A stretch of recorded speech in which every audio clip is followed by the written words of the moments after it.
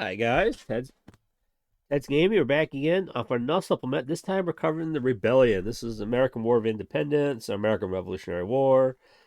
Uh, this is a black powder supplement that covers that period. This covers everything from the beginning of the war all the way to the end of the war. It's at and what's that? Lots of eye candy, as usual.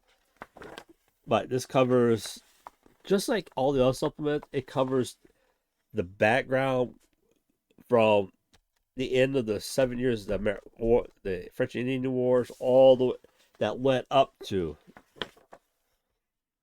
uh, the Revolutionary War. It gives a good background on all the periods, what was going on in each area.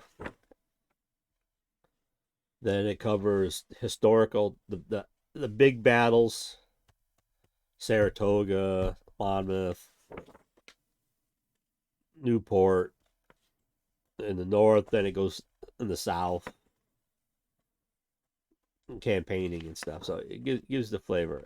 And there's lots of battles that there were thousands of incidents along the border, from all the way from skirmish all the way up to major battles. So there's a lot to get into. The first part covers the British uniforms, the standard. It gives a rundown of the regiments that fought in North America, and where they were located at the time. So not every regiment fought the entire war, and a lot were shipped out. They came back. So depending on what period, because like a lot of things have changed through the 8 years of the war. If you want to do Monmouth, it shows you the units that fought at Monmouth. So it gives a nice detailed look at the British. Then you got the Loyalists, which were the Americans that sided with the British. They're different units that fought and where they fought at. Then it has the Hessians. You got the Hessians. You got the Brunswick regiments that fought that were hired and deployed to North America. It has their uniforms. Which this is another way you don't have to do. You can do battles with nothing but Hessians against the British forces. So, or add these to your British army, just add some color and stuff like that. So you do like ranks of people think, oh, the British are all ranked in red. No, you have blue, you have green, uh, mixed in there, so you can have a very colorful, just like the Americans were. And it also breaks down. You also have Hessian Hanau, Osbach, well, oh, Waldeck. Okay, I butchered those names, but more of German regiments that you can add to it. So you can have a very colorful army. And you come to the American forces, organizations, backgrounds. It has it broken down by colony, what the uniforms were. I said this you can have very colorful armies. And one thing you look into is there's two parts: there's early war, late war, and your uniforms changed. So depending on what battle you went to or what army, depends on what your color. So at the beginning of the war, you can have a motley looking. Toward the end of the war, you can have more professional blue ranks of troops and stuff. As there's more and more regular force troops, veterans and stuff that have formed up and deployed and stuff. Then organizations, New York, New Jersey, and one thing a lot of people don't realize, there was a couple Canadian regiments, Canadians that came south and joined too. So a lot of people don't realize the Canadians fought for independence too. It didn't work.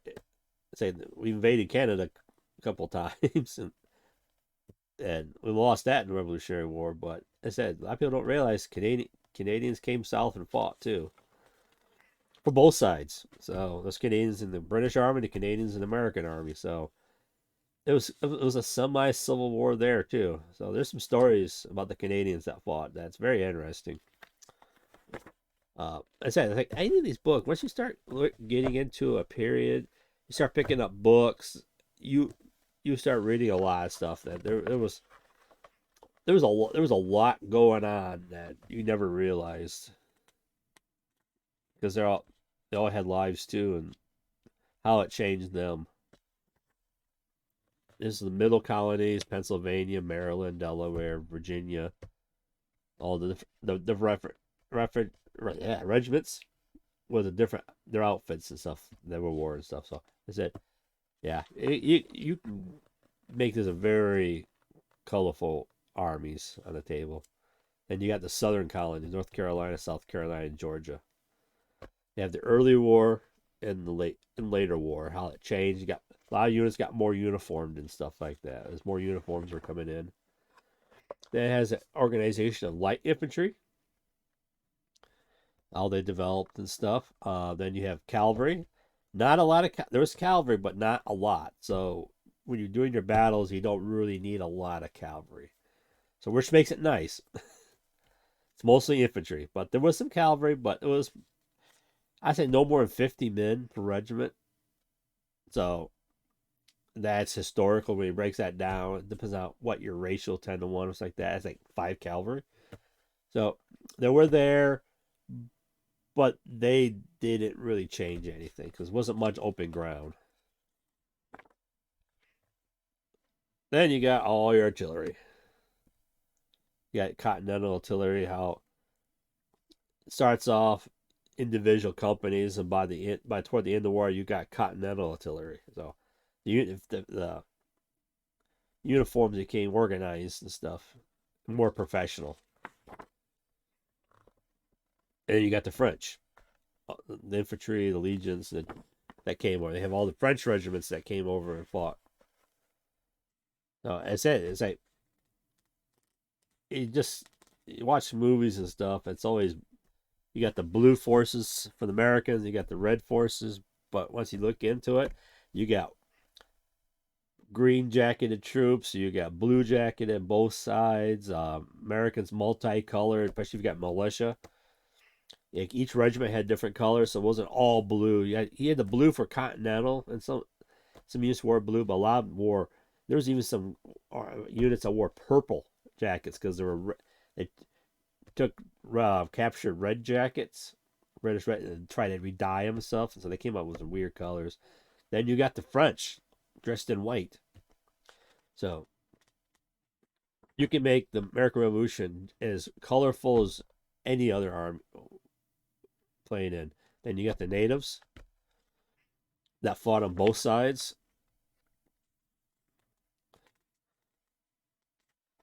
Then you got the weapons and tactics. Yeah, for the natives, it's like that's another one. Read stories.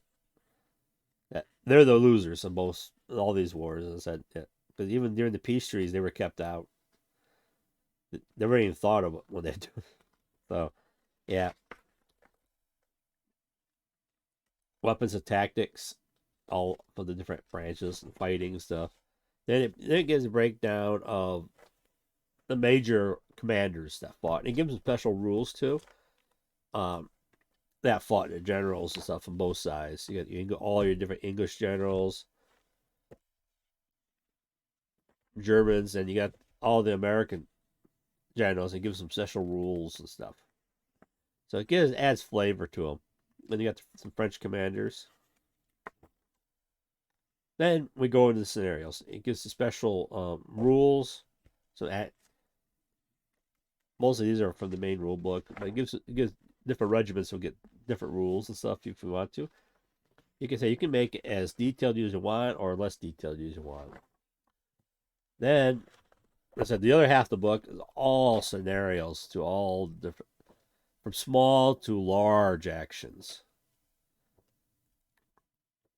So you can do small of cow pens, which is which is a small action. So this is some of the better ones if you want to get started into it. Not a lot of forces were used. So you can paint some forces up, then you can work your way all the way up to Monmouth Court House or uh, Germantown and stuff, where you got lots of large units, Brandywine and stuff. So So this is also a good one to start. If you can start off small and slowly build your units up until you have a good size. And in the back, it just gives a quick rundown of the stats to use. So that when I do my battle how to play rules, I go over the stats and stuff, organizations and stuff. But another good book from them about if you want to get into a time period, um, especially doing the American War of Independence, is that unlike you see in the movies, it's very colorful, the flags and stuff like that. So it's not uniform like you see in the movies or how Hollywood depicts it. You can have multicolored forces in both sides because when I run it, I got my British, I got my Hessians, and I got my Jaegers. So the British have blue, red, and green forces. Then you got Native Americans, and the Americans are multicolored. You get brown, red. Actually, I'm using for red. I said blue, buckskin.